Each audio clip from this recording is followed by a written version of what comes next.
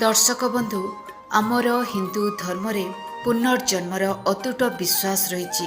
एथिपाई तो मरिबा परे मृतकों आत्मा को मुक्ति एवं शांति प्रदान करने पाई अनेक कर्मकांड करा जाइथाए।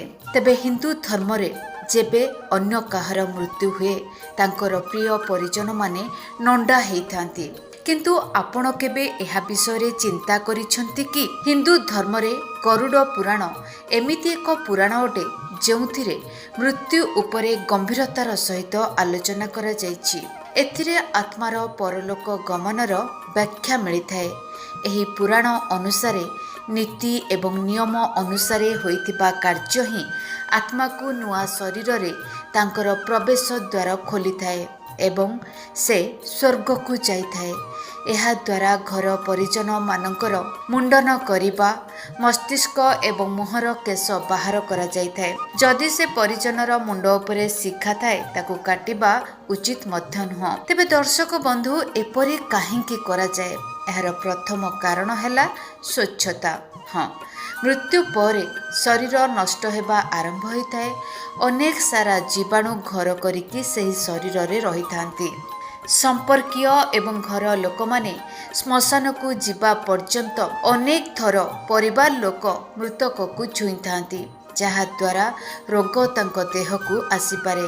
एथिपाई अंतिम संस्कार परे नख काटिबा स्नान परि प्रक्रिया मध्य करा जाइथाए, जेउठी शरीर को पुनः स्वच्छ करा जाई पारे। तेबे नंडा हेबा द्वारा आपण मानकु अनेक प्रकारर संक्रमण रो मुक्ति मिलिथाए। जेउ महिला श्मशान जाती नहीं हिंदू धर्म रे तांको मुंडनर प्रावधान नहीं। एमिति मध्य विश्वास करा जाए कि कोनोसी लोकंकर मृत्यु हेले मुंडन करिबा पछरे एक बड़ कारण रही। मृत व्यक्ति प्रति श्रद्धा एवं सम्मान ज्ञापन करिबा। मृतक निज परिवार को बहुत किछि करिबा परे तांको केते वर्ष पर्यंत आदर करिबा परे केते समय पई अनेक प्रकारर मामला रे तांको सहित छिड़ा हेइथाए आउ ता परे शेषरे से तांको छाड़ी के चली जाए।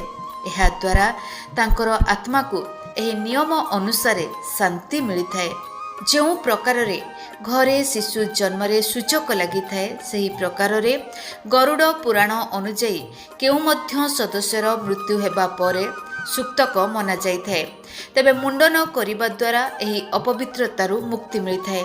एथिपाई मृत व्यक्ति परिजन को 10 रु 12 दिन पर्यंत एहार पालन बहुत भल भाबरे करिबा उचित। तेबे दर्शक बंधु आशा करुछि आपण माने बुझी परिथिबे कि जड़े व्यक्तिंकर मृत्यु परे तांकर प्रिय परिजन बंधु बांधव माने काहेकि मुंडन हेइथांती। जदि आपनकु आजिर एही भिडियोटी भल लागिछि ताहाले भिडियोटी को लाइक करंतु, अन्य मानक सहित शेयर मध्य करंतु। धन्यवाद।